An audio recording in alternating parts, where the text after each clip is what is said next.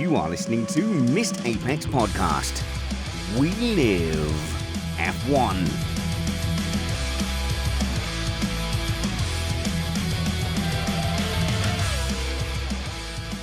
Hey there, it's Trumpets, and I'm here today to do some serious tech-splaining. You've all had plenty of dessert, what with all the racing, but it's time for some healthy F1 eating, so today we'll be discussing who's been phoning it in the update department, which teams are going to get nerfed with the upcoming Flexiwing change, what exactly is the secret to McLaren's success, and some reasons why the racing has been so hit or miss this season. But before I do that, I need to remind you that we are an independent podcast produced in the podcasting shed with the kind support of our patrons and partners. We aim to bring you a race review before your Monday morning commute. We might be wrong, but we're first.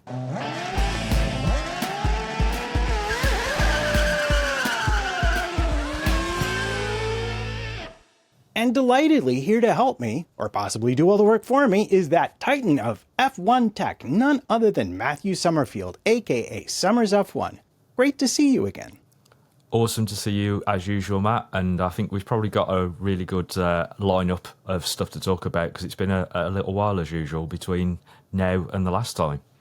Yes, I know. It's good to let the stuff percolate, but before we get to the serious tech stuff, there's some tiny bit of news that I want to bring up. Namely that we've seen that General Motors has been approved to bring an engine to the 2029 season. And I'm just going to ask, is that some kind of hint as to how long we're going to see the 26 regs last? More than likely. Obviously, there's been a great discussion as of late as to the misgivings of the 2026 regulations, let's call it, and also the potential to bring back something like a V10, V8, etc., depending on what is actually going to be discussed between the teams, the stakeholders of Formula One, etc., and the FIA, obviously. So, yeah, I think we could possibly see a set of rules that only run for a handful of years before we do then make another switch. But what will be more interesting there is does that also mean that the chassis regulations will change? Because obviously these chassis regulations that are coming in for 2026 are keyed at sort of absolving the problems of this particular power unit that we've got coming in. So will we see another mass change come 2029? It's more than a possibility, I think.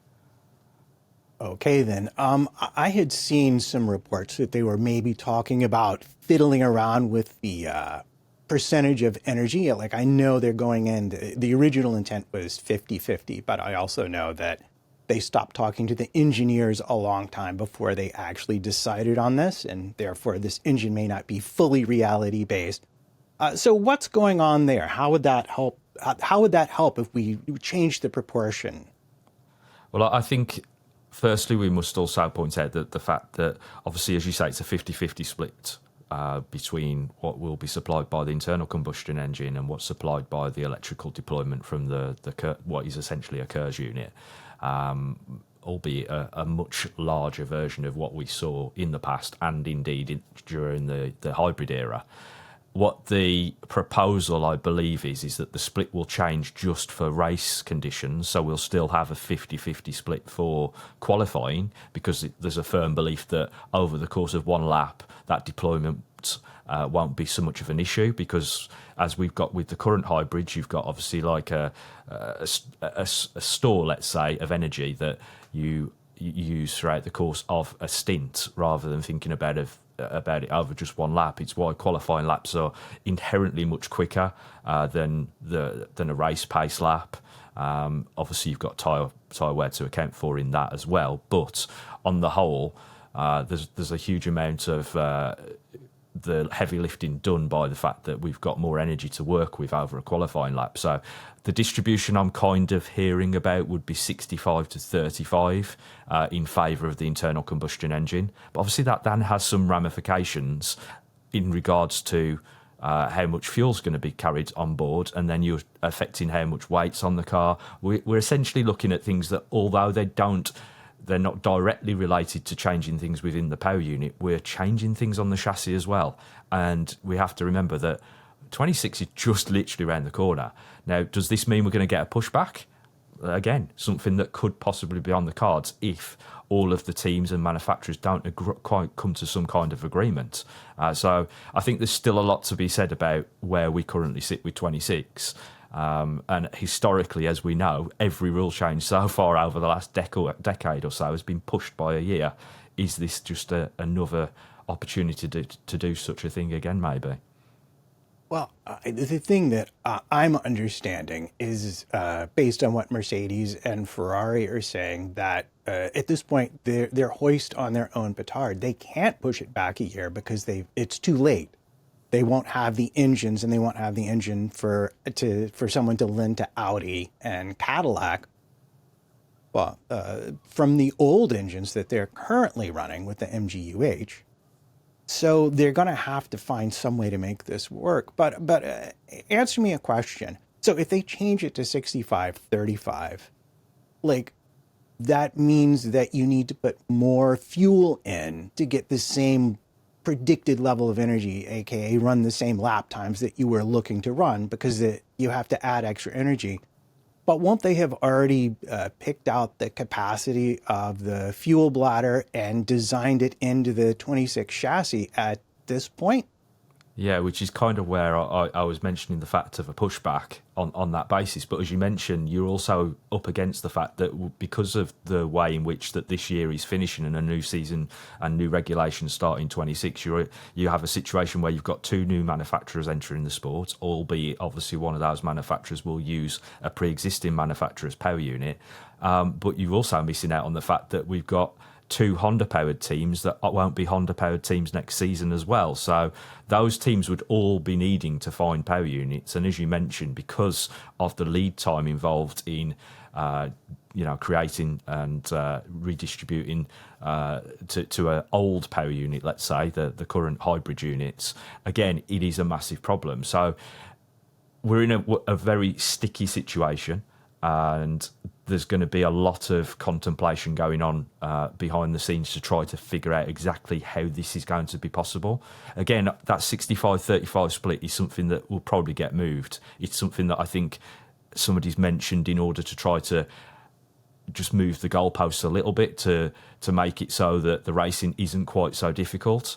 I think that, again, that might be something that might be worth mentioning. The reason that this has been mentioned is the fact that there's sort of this idea that because of the distribution of energy, we could end up in situations where certain cars don't have enough to complete a particular straight at full tilt, and you end up with a situation where another driver may be running the back of it, a safety issue for argument's sake. But also from a racing point of view, do we really want to be seeing that sort of thing?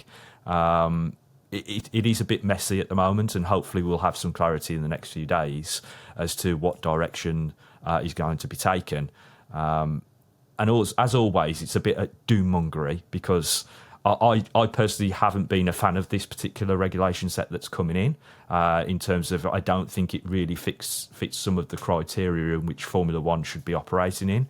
However, we are heading in that direction, and so it will be interesting to see how much some of the teams, manufacturers and the FIA have to give up to get this over the line. Yeah, I struggle a bit with the whole safety thing, because it's like, suddenly they'll be going half as fast, but that's not really the case. And already when they go into recovery or harvesting, the rain lights come on. I mean, how hard would it be to, when your battery deployment gets below 30%, they flash at 1 hertz. When it gets to 15%, they flash at 2 hertz. When it gets to 10%, they flash at 4. And so that when you're about to run out of energy, you're just getting bing, bing, bing, bing, bing from the rain lights. And isn't it just another form of, oops, we ran out of fuel before we got to the finish line? It's basically teams, if you did a bad job, then yeah, it's going to look embarrassing for you. But if you've done it correctly, you're going to be going the same speed as everybody else. Yeah, and I also think there's the characteristic that everybody seems to forget about. So a lot of these simulations will actually be done in qualifying trim, I would have thought, and the car's running at full capacity. But as we know, Formula One cars in race specification don't run that way. Lift and coast, for argument's sake, is a term that a lot of people understand. And in that scenario, effectively, you're off the throttle for a lot longer than you would be if you were in a qualifying lap, and obviously then that means that you are not using as much fuel and you're recovering energy because you're not in throttle. I do think that some of the issue may be being over-egged slightly on a political front, because some teams might, or some manufacturers might, be a little bit behind the ball, and so they're just trying to move the lines in the sand to help themselves a little bit in that respect. But it is a topic that is worthy of discussion in terms of how things will move forward into 26, because I think there's a lot going to be changing in Formula One next season, and so this will have quite a large role to play in that. So basically correct on the spectacle end of it, and otherwise people are making too big. I mean, I talked to somebody attached who was with Honda, and they didn't express any particular concern about next season, just basically saying what everybody already knew, because you split the energy evenly, but the rear axle isn't 50% of your recovery. You're just going to have times where the engine was working partially as a generator. And, well, that's what you get for excluding the engineers from your planning meetings. Exactly. All right, I say we've had more than enough of this topic, and let's move on to something that's much more entertaining and positive, namely McLaren. They have quietly gone about designing what I think you could easily say is overall the fastest and best car. And at no point has the FIA been able to lay a glove on them so far. And you, as I understand it, think you know the secret, or a part of the secret at any event. So tell me, what's going on with McLaren, and how are they maintaining such a high level across so many different types of circuits? I wouldn't say I found the secret, but I think there's a number of factors, as always, that contribute to one team being able to beat a clutch of other teams. I mean, primarily, obviously, McLaren did a good job with last year's car, and that has extended forward to this year as well. Whereas the likes of Red Bull, for argument's sake, had problems throughout last year with their development and have had to almost walk back 6 months of the car development, if not longer. And so obviously that puts you a little bit behind the eight ball in terms of being able to catch up. I do think also we have to bear in mind that it's a very conditional thing with the performance of these cars this year. Tyres, temperatures, circuit characteristics are all playing a massive part in the pecking order at a particular event. And on top of that, there's another layer whereby one driver may be actually able to extract more from the car at that particular circuit in those conditions and with those tyres, because they've just got a different inherent feel from the car that weekend. So there is a bit of a mixture going on in terms of how the teams all work against one another, and also the drivers in each team as well. But obviously we've seen that at McLaren with Piastri and Norris. One weekend it looks like the other has their number, and then that turns around at another event, which then comes down to the minimalist things. And I think temperature control on tyres is one of those most critical aspects. And as you mentioned, I have kind of found the way in which McLaren are going about things with their brake duct designs is quite interesting. Again, it's a development that we've seen them sort of take forward over the course of a number of years. It's not something that they've just come up with something new and spectacular. It's just that they've begun to understand how to get the best of the trade-off between the way that the brakes produce temperature and how that has an impact on the transference of that heat and energy into the tyre itself. And I do think that might be part of their success at the moment when we look at what some of the other teams are doing.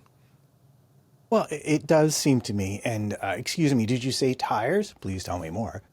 It does seem to me that they have more success getting their tires into what is generally described as the window, or the specific operating temperature where the tires have the most grip in qualifying.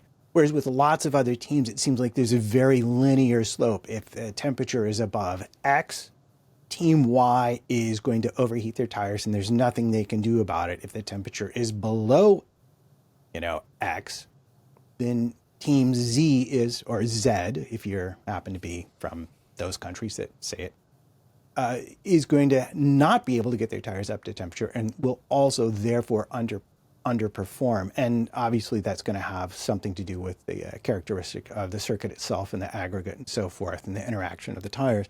But McLaren seemed to have this very wide operating window. So tell us a little bit more about the brake ducts and what you see compared to what you see on other teams. Well, first off, I think I kind of, for a number of years, because of the Pirellis have been like this in the past. It's not something we've seen before. I tend to call it the Goldilocks effect, whereby McLaren just always seem to have it just right, and other teams are looking for their porridge to be a little bit warmer or a little bit colder. And the reason for that is that I think McLaren have found a way to open up the temperature window between the bulk temperature of the tyre. So characteristically, you have two temperatures that you're looking at with the tyre. You have the carcass temperature for the tread platform, and you have the bulk temperature. And those two sort of have to be harmonious in order to get the right level of performance directly and also over the course of a stint. And I think what a lot of the teams are finding is that they're finding that temperature window, but they can't maintain it for as long as they would like, whereas McLaren are able to do that more effectively. And that allows them to obviously have better tyre wear, so that's why we can see them run for longer on the tyres at higher performance level, but also able to find that quite quickly when they want it during a qualifying session as well. Other teams are having to do really weird things in terms of get there, in terms of, the driver having to do set routines to get to the qualifying lap. And also things like double cools. We've seen that from Ferrari this year, where they've had to do that to be able to get the tyre in the window. But McLaren, in terms of their brake duct design, it's all about something that we've seen in the past from Formula One teams, and was sort of changed directly by the characteristic of the larger wheel rim. So now we have 18-inch wheel rims. They are all manufactured by the same company. We also can't blow things through the assembly itself like we used to do, because that was an aerodynamic benefit, whereas obviously this is all to do with stopping that problem, because we were trying to deal with aerodynamic wake, but we'll get to that later. And obviously, so you have to recharacterise how you deal with all of these problems and try to gain an advantage from it. Now, McLaren have got something similar to all the other teams. They have what I call nests. So they create a fairing around the brake disc and the brake caliper in order that they can deliver the cool air that's brought in from the inlet into that part of the assembly. However, there's nothing to stop them also moving that cool air, if they take some of it and moving it around the rest of the assembly to sort of redirect the heat that is being generated by those components and make it broadly affect the tyre rim and the bulk temperature of the tyre differently to what it would if you just allowed it to do things naturally. And I think that's where McLaren might have found this sort of better version of setup compared to their competitors, because of the way that they've dealt with this design. And the strange thing about this is they probably had the worst when we came into this era back in the start of this regulation set, because they were having problems immediately out the gate. And if you remember rightly, they didn't do much running during that pre-season test because they were having problems with braking components. And so they've obviously used that experience and built upon it over time and become the better version of it. Now, I'm not saying other teams don't have this available to them. All of them are doing it, but it's just to what extent and how you best get from it.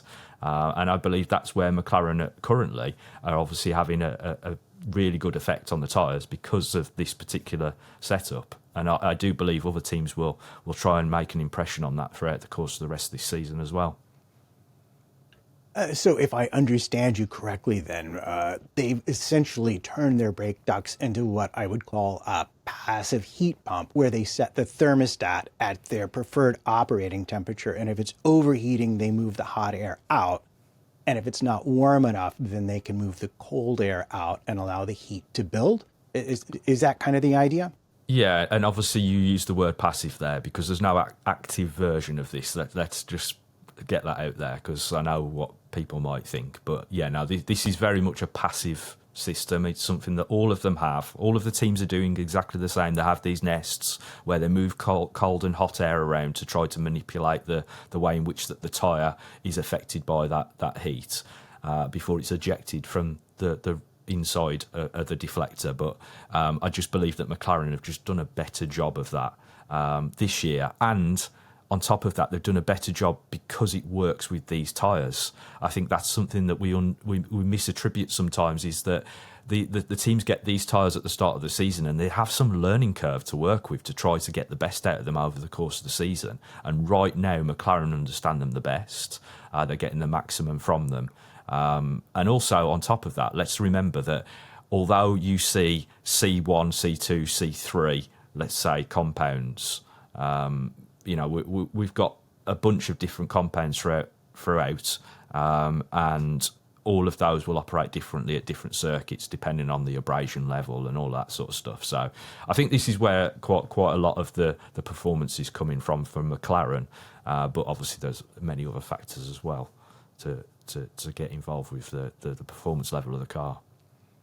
Okay, so I am loving this conversation, but I have a secondary question to ask you about the development direction of McLaren. And specifically, if you ask me, just based on vibes, I'd say that this year's car seems to suit overall Piastri a bit more than Norris, and that's based on driver comments, but also just watching them.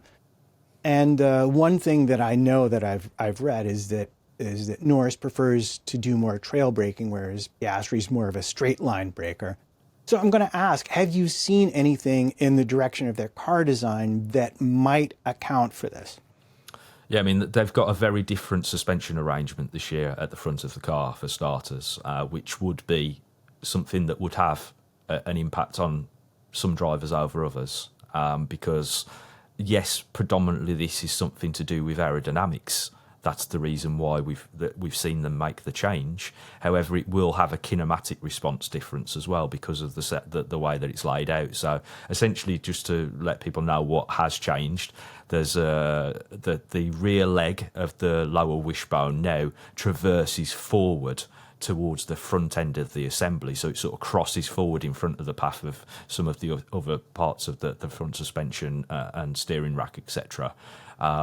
And as I say, that is predominantly to gain aero. However, it will have some impact on how you deal with things like steering, braking, just general kinematics. So that could be tangibly a difference between Lando and Oscar this year. Well, happily enough for you, I watched a whole video aimed at aspiring Formula student engineers about suspension kinematics. And what I recall from that is that, we've heard a lot of talk about it, is anti-dive. And if you increase the anti-dive, one thing you do take away from is brake feel. That just is a very standard thing. So do you think that might have been the unintended consequence of that aerodynamic improvement? Yeah, I mean, I think it's probably a very small percentage of compared to what we tend to see things in large quantities, don't we? When we say anti-dive, we just immediately think, oh, they've loaded loads of that on there. However, I think that there's a very small proportion of what's going on there is to do with that, but it will have a bearing, as you say, on the feel level of what you're getting from a driver feedback loop. So yes, that would make it more difficult. And as we know, and has happened many times in Formula One's past, the driver has no real say-so on what goes into these things. It's all about what makes the car go quicker. And clearly it makes the car go quicker because they are the quickest car. And it doesn't matter to them in reality which of those two drivers is the quickest. They have the quickest driver. And at some events, they have the quickest two drivers. So it just comes down to McLaren, obviously, have taken the lead in the Constructors' Championship, which will be good for them. And currently they have both their drivers vying out for the Drivers' Championship. So I don't think they'll be too concerned come this stage. It's just if somebody else comes into the pack, and then they might need to think more seriously about how they develop going forward. Right. And I do want to mention the other thing that we haven't brought up is that they've also changed the tires again this season. And they've changed the construction of the tires specifically to change the delta and performance between the different compounds to be more even.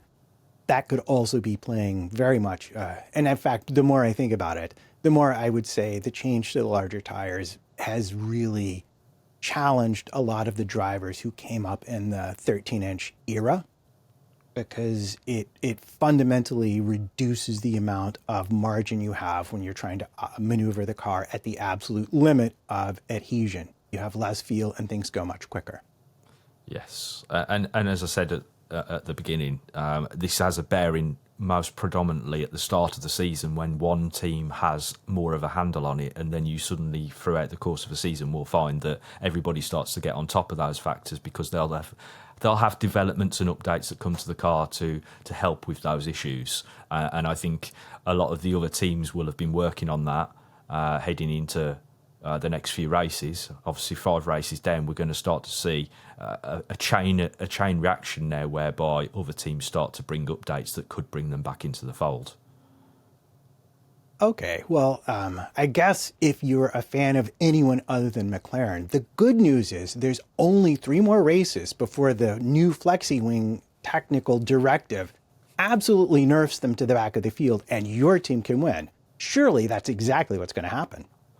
Yeah, I mean, that would be what would happen if only McLaren had a Flexiwing, surely. But as we know, they don't all. They all have Flexiwings, just to a different degree. And obviously, as we know, McLaren have been singled out by their closest rival, Red Bull, because they believe it is a contributing factor to their pace. However, I would also argue that I've probably seen the Red Bull flexing a huge amount throughout the course of the first 5 races that we've had this season. So, tit for tat, everybody's at it. Will McLaren get pulled back in terms of performance? Yes. Will everybody else get pulled back in performance? Yes. And inevitably, when it comes to these situations, we've had it so many times in the past when we see teams try to be nerfed. I mean, Mercedes went through it for almost a decade, I think. It's not always as easy as it would seem to stop a team from taking advantage from a certain style of design. If we look at how much flex is going on, they're way above the limit when the car is moving, which is obvious because you can't make anything infinitely rigid, and they obviously are using that to their advantage in terms of the way it comes across to people. But all of these teams are able to get past the load and deflection tests, and all they're doing is moving they're moving the needle. The load and deflection tests will be changed to try to rein that in a little, but we're way above it anyway. So all you're doing is moving the low points essentially, and the Flexiwings will still be there, just won't have quite the same effect. Is all. It's always been the same in Formula One with these situations. We won't completely nerf that design. It will still be there. Well, I got to say, they have been particularly bad at hitting their intended target, because every time they've tried to do something, it seems to have smacked some other team squarely in the face. So I'm going to assume that McLaren went into this season with a solution already in place that will allow them to proceed forward with minimal impact, much like the DRS that apparently made no difference to them at all, but caused other people issues because we saw the fluttering and stuff like that. So I'm going to ask, who do you think is, well, you want to talk about fluttering? You can do that too. But who do you think is going to be the unintended victim of who's going to lose out most in relative performance here? Because you look at a lot of videos, so I know you know who's really depending on this trick. Yeah, I mean, they're all depending on it to rebalance the car effectively. And we're not only talking about front wing here. Let's have a chat about rear wing, shall we? And talk about how much flex is going on there, even though we've brought in more rigid tests and supposedly stop slot gaps being manipulated and all sorts of things like that. There's still a huge amount of flex going on at the rear of the car as well. And the teams are all using these as means to balance the car between low and high speed scenarios. It's not just a case of, oh, let's dump a load of drag. This is about balancing the car because of the ground effects era that we're currently in, which again I know is a misnomer because we're always using ground effects, but everybody likes to call them ground effect cars, so let's just go for it for the time being on that. The amount of performance that these cars generate is predominantly to do with the underfloor designs. And throughout the course of this regulation set, we've had situations where we've seen porpoising, we've seen bouncing, and we still see that phenomenon now, but just to a lesser extent because the teams have sort of figured out how to handle it. However, as soon as they then start to add performance, we start to see these peculiarities start to rise back into the performance of the car. And you see drivers moaning about the ride. You see the fact that they need to change the ride height to deal with it. Ferrari being on that end of the spectrum this season. It's why they had that update with the new floor, because they were struggling to get the car as low to the ground as they wanted it to get the performance they wanted. So they've had to change some of the characteristics of the floor fences, the floor edge, etc., to be able to actually gain some performance there. But as soon as you do that, you lower the ride height, you then create a snowball effect. And so the Flexiwings that we've got are predominantly sort of controlling some of that problem for the teams at varying speeds and ride heights. So you take some of those tools away from them and suddenly you detract away from the performance of the car and perhaps damage the racing alongside it as well. So we're kind of caught in a trap here. Yes, you don't want to be seen to be letting the teams get away with highly flexible wings. However, when they're using that as a tool to be able to overcome some of the inherent problems that the regulations have created them, then there's got to be some give and take, in my opinion, at least. Well, I mean, so you mentioned tools, and immediately I think of things like inerters and the fact that the suspensions were so simplified. At the same time, they were being put into a regulation where you knew these issues existed. And I know not necessarily all the team designers would have had firsthand experience, but certainly you would expect the people who were involved in coming up with this regulation to have a very clear idea of the issues involved. But one of the things that I've also been thinking about in regards to balance, and I'm just want to get your input here, is that the last time we had ground effect cars, and by ground effect, like Venturi tunnels and making a high percentage of your total downforce from underfloor rather than top aero, the cars were a lot shorter, so that the distance between your center of pressure and your center of gravity wasn't that great. But now, just fundamentally, it seems like the problem is you've got your center of pressure chasing your center of gravity as you're trying to enter turns. And would that explain why we get these cars that will understeer in some turns and then suddenly snap and have huge oversteers, or they'll change midway through? Yeah, as you say, characteristically, you're in a very different position from the previous ground effect era. And as I say, I don't like calling it ground effect anyway, because there's a lot more going on here than we had traditionally with ground effect cars of the past. You know, we've got no sliding skirts for starters, so we're not sealing off the edge of floors. We are creating aerodynamic forces around the car to be able to generate something similar, but it's not the same. And we've still inherently got some of the same problems that this era of regulations was supposed to prevent in order to create better racing in the first place anyway. But I'm talking about weight turbulence, obviously. But obviously, as you mentioned, having shorter cars might have been a way around this. The possibility to do so was there as well. There's a lot of stuff going on between the gearbox cassette, versus the size of the rear crash structure that is just wasted space that could have been reduced. I'm not saying that we're going to take half a metre off a car, but we're certainly going to take some dimensions off the car, and that may have obviously helped with some of the problems that you just mentioned in terms of the characteristic behaviour of the cars. But fundamentally, we're at the end of a set of regulations here, and we're still looking for answers, because there's obviously issues around the whole holistic package of regulations in terms of getting the best from it in terms of behaviour aerodynamically and from a mechanical platform. So as you mentioned, obviously we got a lot of tools took away from the teams all in one go, and I think that perhaps has had a major impact on how they deal with these problems.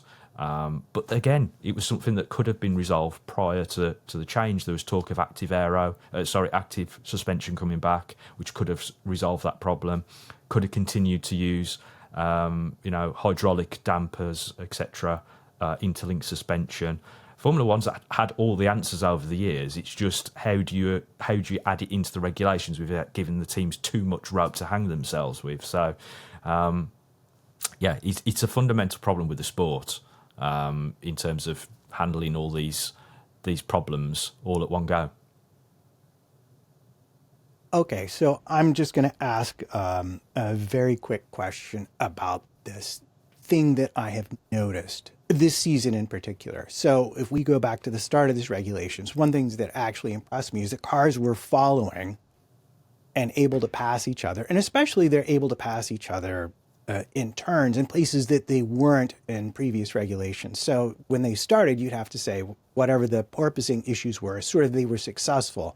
And then Mercedes came up with their first clever idea using the adjusters to start generating outwash, which is the only way, which is what they know to be the most successful way to improve the aerodynamic function of the car. And every season we've seen the cars get faster. So at a faster speed, even if you sort of limit their total ability to produce outwash, the faster you go, the more outwash you're producing. I'm not wrong about that. And at the end of this regulation set, we're so fast, and the teams have added so much downforce, therefore outwash, that what I'm picking up is that at the narrow tracks, and especially the narrow tracks with walls, are we sort of getting back to a place like I'm remembering in Singapore where someone said that, oh yeah, in qualifying, you have to be 12 seconds back of a car or else you're picking up wake turbulence and it's affecting the performance of your car. Because we've seen passes in good racing on circuits where you have wide multiple lines, entry lines into turns, but on narrow circuits where they have to follow nose to tail or in DRS trains, people are having a lot harder time with their tires and you need a much, much higher delta to make a pass. Yeah, I mean, you just explained it effectively. I mean, the way I always try to attribute it to is landing an airplane. So aircraft make aerodynamic wash, and it's the reason why you don't see when you're down on a runway, you don't see multiple planes landing almost simultaneously, and it's because you need to create time for that aero wash to settle in order that the next plane isn't hit by it, that turbulence, and causes them a problem when they're coming into approach. And we've got exactly the same problem here with Formula One. We've got very aerodynamic loaded cars that are heading into one another's wake turbulence, and then that creates a problem in terms of being able to create a pass because suddenly they're unable to overcome that problem, which is exacerbated by the fact that they can't maintain the tyre temperatures required to overcome the problem they're having within the corners as well. It is a major issue for the sport, and it always has been. These regulations looked like they were going to resolve some of those issues, but as you say, as time has gone by and the teams have gone unchecked in terms of the developments that have gone onto the car that were, let's say, not really supposed to be available to them within the regulations, I'm thinking, like you say, front wing end plate designs with semi-detached flap sections that create outwash. We've got rear wing solutions that have semi-detached sections that obviously trade off downforce and drag, but also create more turbulence. You've got diffuser designs that have exceeded the levels beyond what was anticipated when we first took on this regulation set, and all of these things and obviously the floor edges.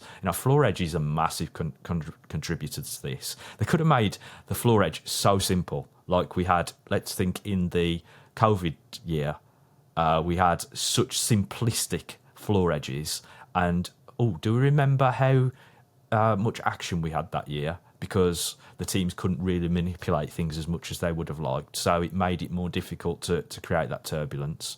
So there's a huge amount of contributing factors here. And yeah, obviously we want to see development because, that's the name of this sport. However, I think there was mentioned as we went into this regulation set that the FIA would reset certain areas of the regulations if they saw things that the teams were doing that was outside the prescription of what the regulations were intending to be doing. And that hasn't happened. Front end plates, front wing end plates, tips, and also rear wing end plates and floors. Those are all areas where they should have been looking at and said, well, this isn't really what we intended when we set this regulation set. Let's kind of pull them back, and that hasn't happened. I'm laughing because I distinctly remember the Mercedes front wing end plate solution being outlawed, and then Mercedes argued, well, no, look at what the words say, and they just basically went, oh, well, yeah, I guess the words do say that. We can't really think of how to say it, so that you can't do that. So fine, everybody just go ahead and do that. Whereas I would have just taken a picture of Mercedes front wing end plate and said, if you do that, it's illegal, don't do it. And that would have solved all the problems. It is kind of shocking. I think that also comes down to the way in which the regulations are framed, because technically what Mercedes did that year was outlawed, but they figured a way how to do it without doing it in the same way, because they figured out that they could get away with it in a different way on the basis of the new wording. So it was one of those areas where, perhaps we just have to rewrite this, because now everybody does that to a different extent. And again, they're all doing it because they want the certain level of outwash. It's not about maximum outwash, because I think some of the teams could do a lot more than what they're currently doing, but then that has a negative effect further downstream. And this is a constant chase in development for the teams through the course of these regulations. It's not about providing maximum downforce because of the other factors that are involved. It's about finding the right pieces of vanilla bodywork and surfaces that actually work together down the stream to be able to create, a better platform for their drivers. So I think we could have even more extreme cars, but they just can't make other factors work within that. Whereas some teams are able to make some of the extreme things work because they've figured out how to make it work downstream. And that's the complexity of how these regs work and how it has an impact on the racing.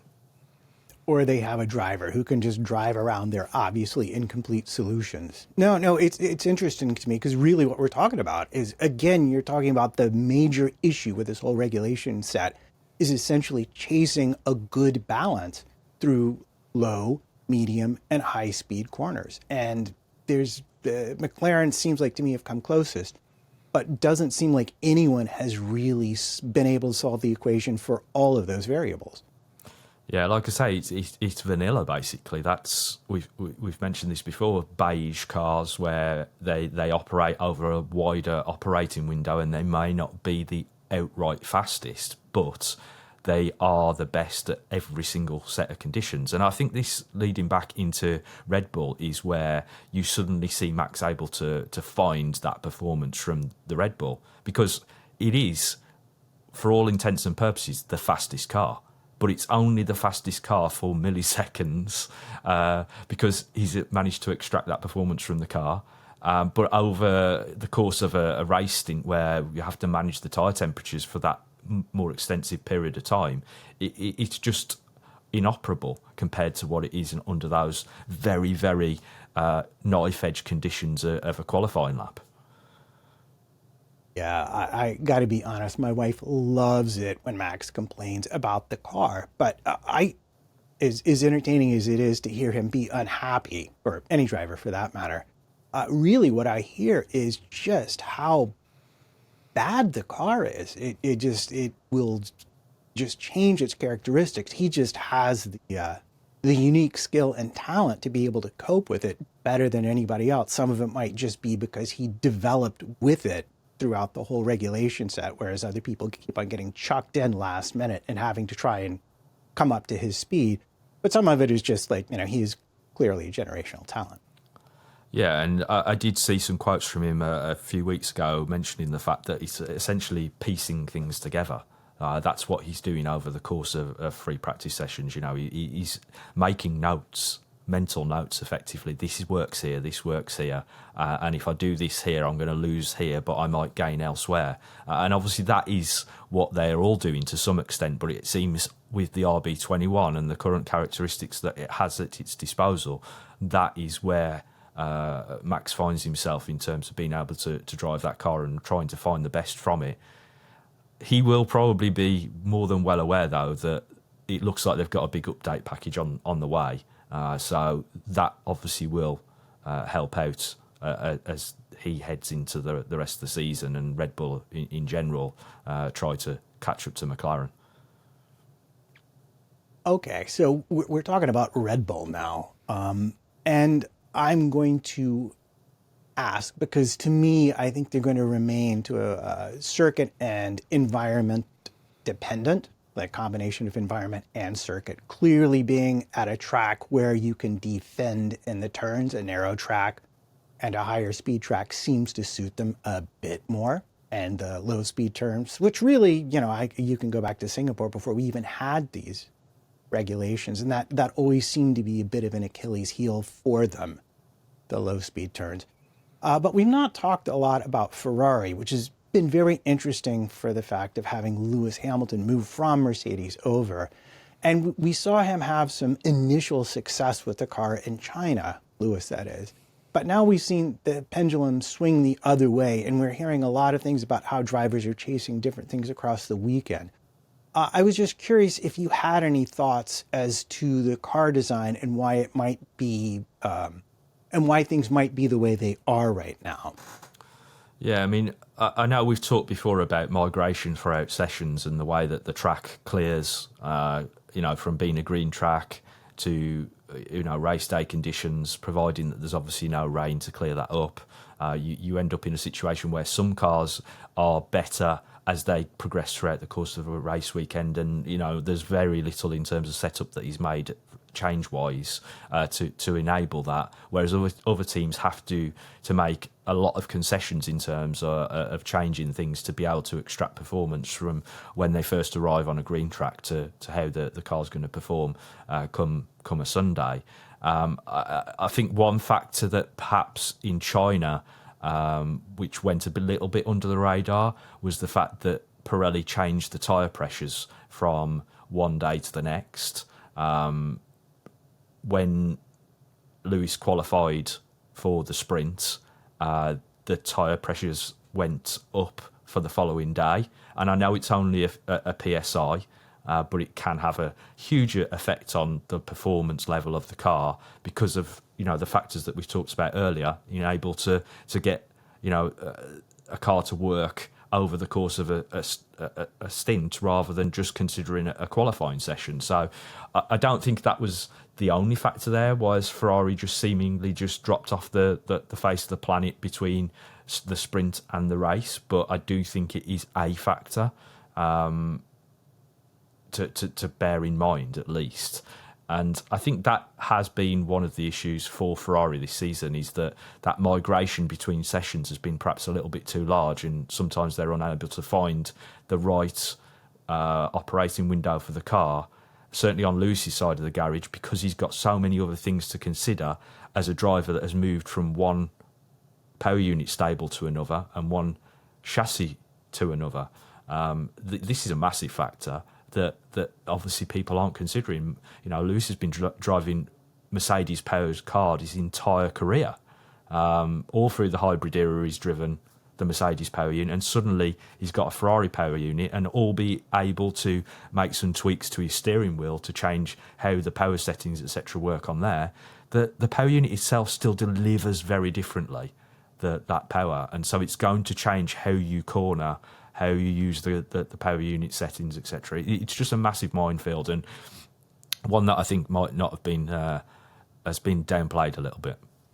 Okay, you have brought back to memory the fact that one of Lewis's very specific complaints is about the engine braking on the Ferrari. And do you have any insight, or could you sort of I know what engine braking is. Anyone who drives a road car understands what engine braking is, especially if you drove a manual. You were taught to use, especially on downhills, use downshift and use a compression of the engine to help slow the vehicle so you don't melt your brakes when you're going down, say, a mountain pass or something like that. And you hear trucks use it all the time. But in terms of driving a Formula One car, what could be that different about the engine braking of the Ferrari to the engine braking of the Mercedes to which he is used? Well, I think it could have multiple situations that would be involved here. So just think about how that has an impact on the chassis. And how that changes the aero load as the car moves under braking, etc. As a side note, Ferrari are actually now using brake magic as well, which is the setting that we have seen from Mercedes for an extended period of time throughout the hybrid era. And if people don't understand what brake magic is, it's essentially them sending sort of 80-20 split between the front axle and rear axle so that they can heat up the front tyres for qualifying. Is predominantly where it's used, but obviously that's something that Lewis has brought with him from Mercedes, his experience of that, and I know Charles has used it as well. So there are some crossovers. I'm not saying that it's that it's a one-way street here. They're learning from Lewis as well in terms of what he needs from his experience with Mercedes to try to help him along to get the most from the Ferrari. But obviously there is also, in the other direction, they need to find a way to help Lewis also bridge that gap.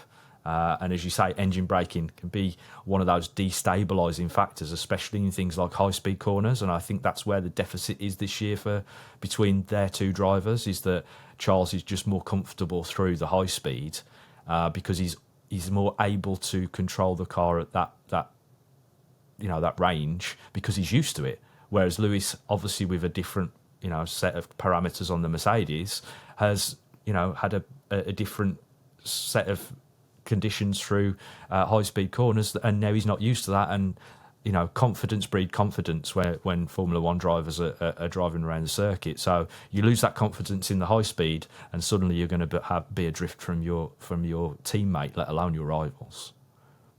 Okay, I think I've had an experience once that I'm just going to ask you if this is sort of the general idea. Long time ago, when they first had hybrid cars, I rented one, and it had an option for full regen.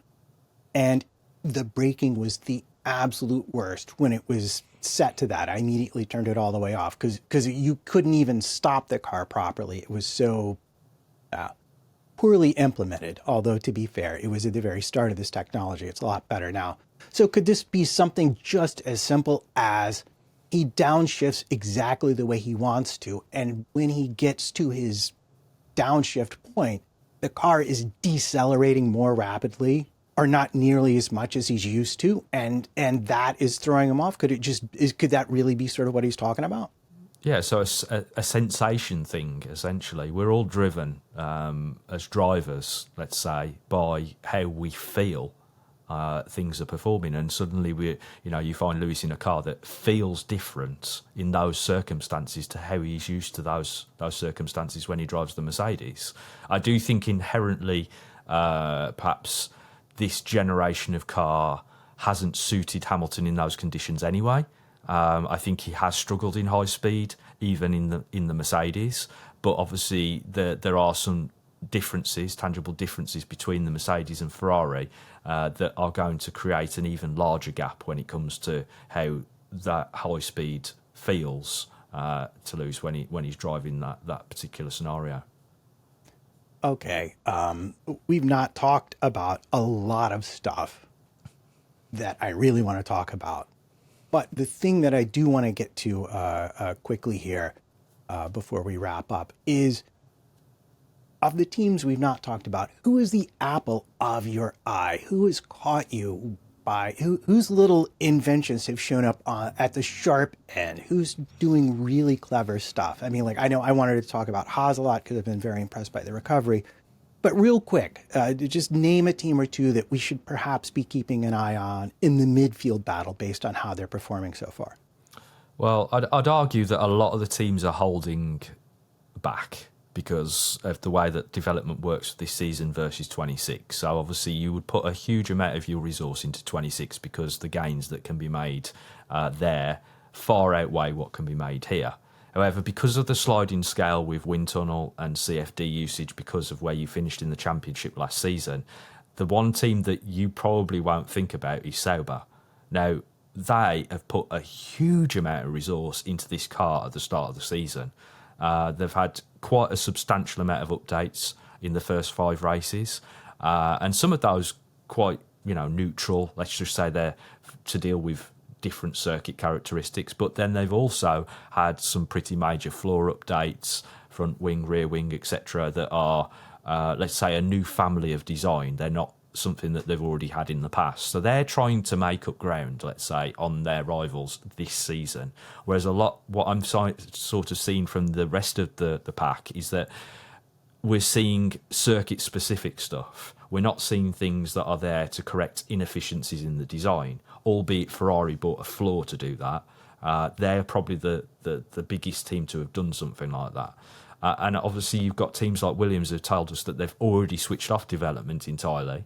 They're fully focused on 2026, rightly so, for a team that wants to make a leap forward next season. But that doesn't mean they're not going to bring any developments this season. I think that is something that might have been over or undersold depending on who you talk to, because they'll have already pre-developed those items that are going to come to the opening phase of the season. So we'll still see stuff from them. Like we saw something quite interesting on their rear wing, which I don't even think was noted in the update list, if I remember rightly. They just took a notch out the tip section of the rear wing, which we've not really seen other teams do, albeit we saw Red Bull do it this race, and again, not announce it in the update list because it's just a trimmed item. And I know we've had this discussion elsewhere about that update list. People sort of live and breathe on the car presentation document and think it is absolutely the number one source of information about what has changed on cars, and it is absolutely not, because teams do so much stuff that is not listed in that document for various reasons. It is just sort of surface level that we see there, and allows a lot of journalists to be able to say to the different teams, what have you changed and etc. But yeah, there's a huge amount of development we've seen so far this season, but I do think that we are right on the cusp of where we'll see more. We'll see things that will have more of an effect heading into the European season. When we get to Imola, Monaco, etc., we'll start to see a lot more packages arrive. Okay, you heard it here first. The only place to find out what's not just been updated, but also modified and photographed is Somers. So last question before we get out of here. We've talked about that end of the scale. Is there anyone who really is just phoning it in? Not that I'm judging them for that, because as you say, 2026 is around the corner. And if that's where you've chosen to put your eggs, that's a fair choice to make. Well, you mentioned Haas, so should we go there? Because technically, although it's not phoning it in, let's say, their update list this weekend just gone was wings coming from the pool from last year's car that they were putting back into the pool for this year. So there were the designs that we've already seen, and Ferrari did the same as well, to be fair. And it is a thing that most teams will be happy to do. But I would imagine that if you're looking for a team that are phoning it in, you'd have to look at Alpine. A team that have barely put anything on the car in terms of development this season. They've got last year's chassis, but they're still getting a huge amount from the car. So it just goes to show that you don't need to move forward in these regulations as much as you actually need to understand what you're doing with the car to get more performance from it. And I think that is something that we haven't seen in the past in Formula One, whereby you can stand still but still move forward. That has never really been the case. You've been able to out-develop other teams, and under this generation, you can kind of just stand still a little. All right. Well, thank you so very much for your time. It's been a delight, as always, speaking. Where can people find you on the internets these days? Usual handle, SomersF1, and look for me on Twitter and Blue Sky. Excellent. And as for me, I'm at MattPT55 on most of your socials. And remember, until next time, this has been Missed Apex Podcast.